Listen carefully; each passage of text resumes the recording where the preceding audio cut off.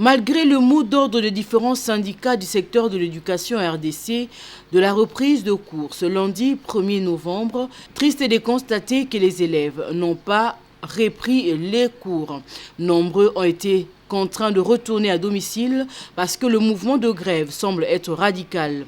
Eloge Luyela Nzibo, ambassadrice des enfants villageois, continue à supplier les enseignants et le gouvernement à trouver un terrain d'entente. Oui, c'est vraiment dommage et c'est triste de voir qu'il n'y a toujours pas eu un terrain d'entente entre les professeurs ainsi que la délégation syndicale et le gouvernement.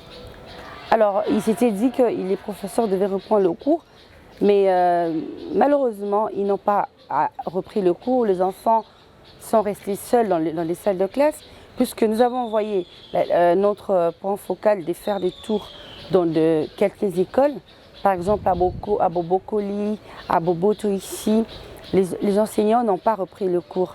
Les enseignants, et ils exigent au fait qu'on puisse seulement augmenter leur salaire.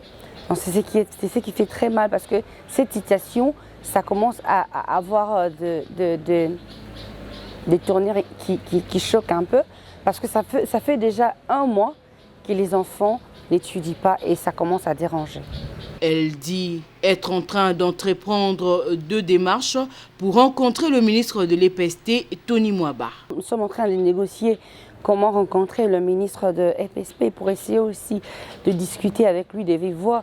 On continue à le faire. Mais ici, c'est question de compréhension. Les professeurs, ils doivent comprendre qu'il y a un souci, de financement. Et on va le regretter. Ils ont promis qu'ils vont faire quelque chose. Et aussi de leur côté, qu'ils essayent un peu de faire quoi ? De comprendre les gouvernements, qu'ils essayent un peu d'avoir pitié des enfants. Parce qu'aujourd'hui, là, si les enfants n'étudient pas, si les calendriers n'est pas respecté, ce sont nos enfants qui vont en pâtir.